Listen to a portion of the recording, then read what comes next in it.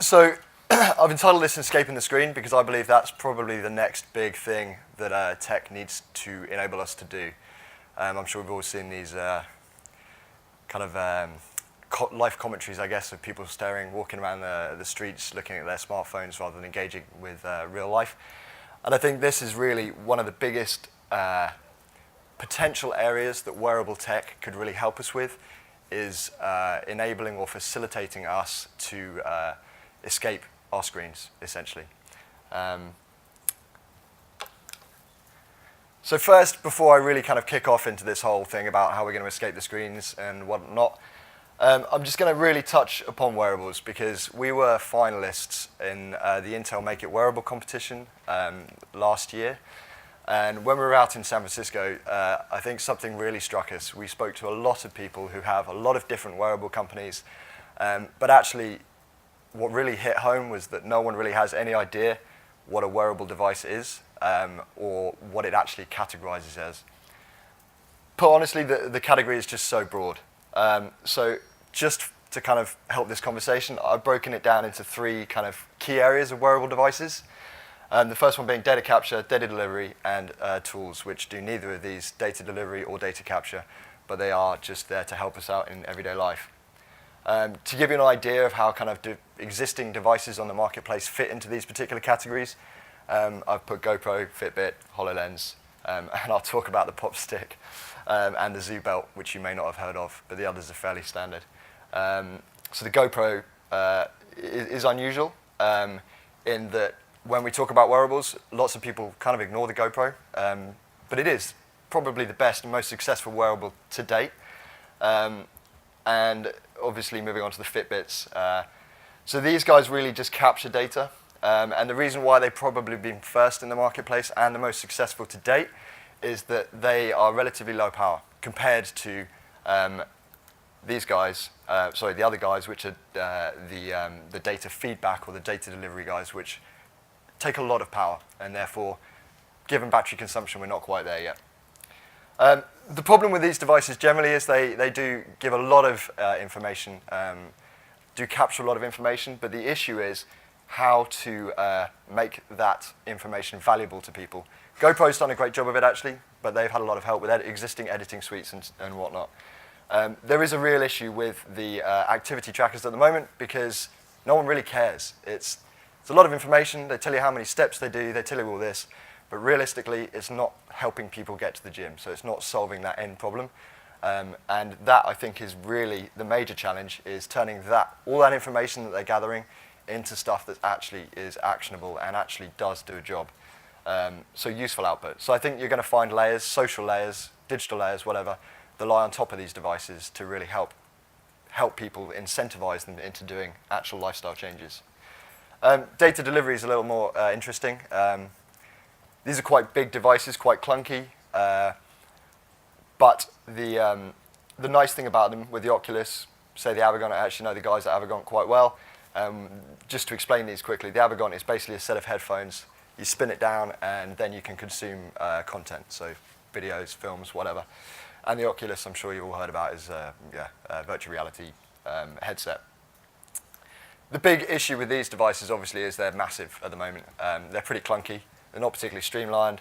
And certainly for everyday life, that's probably never really going to be very effective. But certainly sitting at home, using them on specific use cases, like, for example, maybe in an architect's office to be able to tour new buildings, etc. I think there's a lot of mileage in there. You're probably going to see, with these devices, really being used in enterprise more so than mass consumer level. Certainly for the start. So really the main challenge when it comes to devices that deliver information to you, the main challenge really is to enable closer integration with the body or the senses, and also battery life. Battery life is kind of generic for these devices. Google Glass, like 2 hours of use. Same with the Apple Watch, which I'll get onto in a minute, but realistically it's very hard and very battery intense to deliver information to someone in a wearable format. And Google Glass had the major issue of the integration with sensors, because no one really wants to wear glasses to have to receive this information. It's not practical, it's pretty ugly, and it's just kind of clunky. So the tools one is kind of quite an interesting category. It's not really data. It's nothing to do with data delivery or data capture. They are just kind of tools that help us do a job. So the Zoo belt there is a charging belt. So basically, it's a belt that charges your phone. You just put your phone in your pocket and plug it in. It's quite a nice little device. Really helps practically. The pop stick is something that my company actually has been working on. It's a project that we launched last week. It's a wearable selfie stick. I'll give you a little party piece just before I get off the stage because it's on my wrist right now. But basically, these are devices that are probably going to be kind of seeping into kind of trend use amongst consumers, but realistically, they're not going to be game changers. The main challenge with most wearable devices is really justifying the really high-value real estate that they take up on the body. And in order to do that, they can't just be single function, they have to be multifunction. And that's a real issue. Obviously, these silos kind of cross over at points, so I'm probably just going to talk now about the Apple Watch very quickly, and how that kind of, my take on the Apple Watch. The Apple Watch obviously fits between the data capture and the data delivery. What was really interesting, if you watch the first kind of keynote for Apple when they launched the watch, they were heavily focusing on data capture. So on the sensing side, on the heart rate, all their press releases are about heart rate, activity tracking, oxidation, blood oxygenation levels. Yeah. However, in the recent announcement, they've completely switched that to data delivery. So now they're saying, hey, you can get your notifications on the go. You can use these apps without having to take yourself out of the world that you're in. So navigation, all this kind of stuff. And that was a really interesting transition because I think they did a lot of market research. I've seen some of their market research, and people generally really, outside of a core power use space of quantified self, people actually really don't care about what goes on their body, not until you can make it kind of relevant to them. And the data delivery guys like HoloLens and Google Glass is actually, a HoloLens I find quite interesting, certainly from an enterprise perspective. But really, what we did is the pendant here, so the Arc Pendant. And we came at it from a perspective of really trying to help people escape their screens. So this is kind of our take on how we might do that. So modern technology is a kind of fantastic thing, undoubtedly. But as we just discussed, it does kind of take us away from the real world, and it is a real problem. So we thought, wouldn't it be great if we could create a device that just helps people know, essentially. So they don't have to consult their screens. They just instinctively know, for example, where to go, which direction to go, who's calling, or alternatively know what move they need to make next without ever having to consult a screen. So this is the Arc Pendant. This is actually not the final model, but it's pretty much one of the models we're going to be launching, the early model. The front fascia is entirely customizable, so is the band. So we'll be partnering with fashion houses and different other companies as well to customize these. So we're not taking a one-size-fits-all approach. How it works is quite simple, actually. Around the band itself, we have very tiny haptic or vibration feedback motors. And obviously, we've got all the Bluetooth and connectivity to the phone in the front there. What this enables us to do is some quite cool applications. So, for example, navigation. Let's say you're trying to get to a cafe you've never been to in London. You simply jump on your bike, press start on your phone, and we'll actually guide you to that cafe using vibration pulses. So you never have to look at your phone for the whole journey. Literally, you need to turn left, we'll pulse on the left, indicate a left, we'll pulse on the right to indicate a right. In fact, we can spin you around, send you any different direction. So obviously there's inherent safety benefits to that, but also it's just a much more flowing user experience. Discrete updates, because we've got these haptic nodes, we're able to deliver different kind of notifications. So let's say you want to block out all your notifications that come on your phone, but you want a specific one from your mum. We can do that, and we can pulse the right, spin you around to say your mother's calling, whatever. Real-time coordination, this is really interesting. At CES this year, we met up with Adidas Special Projects, and we're working with them to, it's quite a cool little app. They've got like an iPad, and you can actually direct NFL players around a pitch using the pendant. It's quite fun. And just subtle encouragement. So let's say you're being very sedentary, you're just sitting down at your desk and you're not doing a lot of activity. We can give you a little buzz just to say either sit up straight, you're slouching, or get up and move.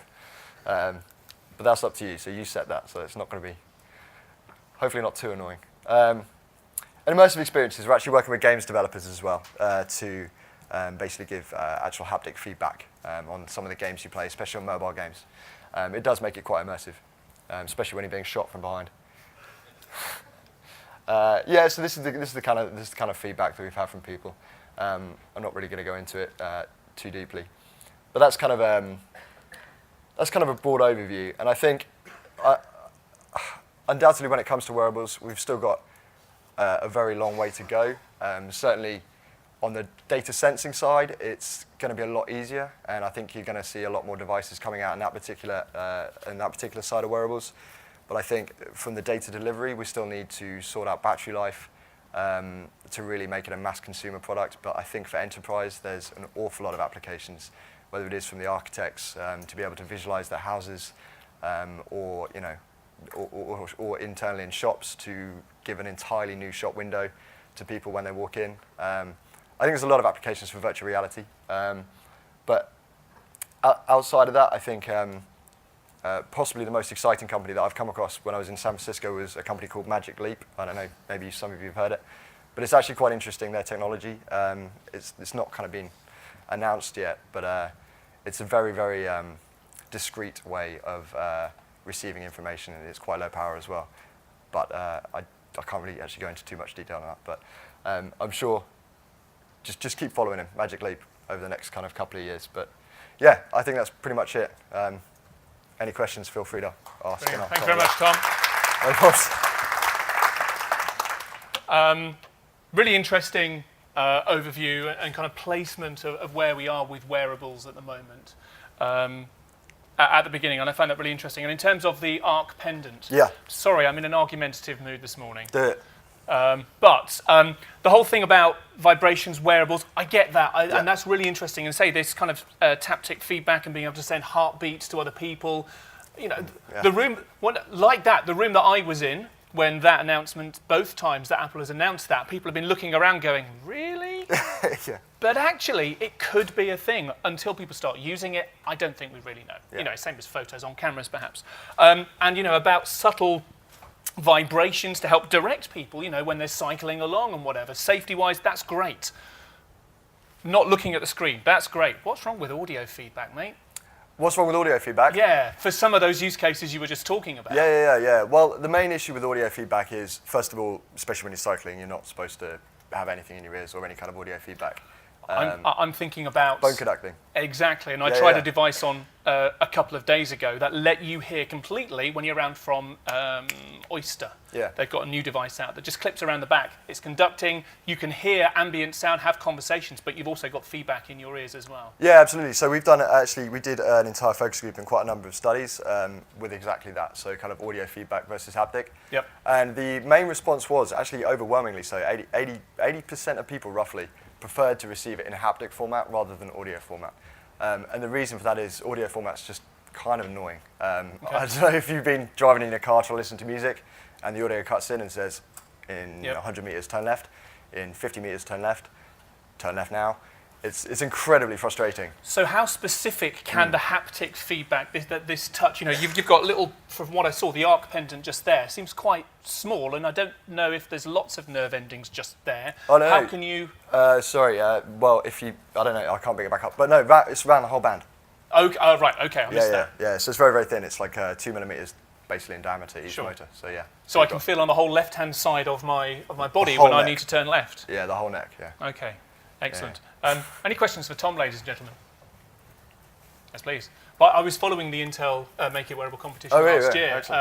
It was really, really interesting. It was really interesting, yeah. But Hi, it looks really cool. I just wondering if you guys have done any research with blind people or deaf people, who are deaf and blind. We are, and that's to your point of what's wrong with audio directions as well.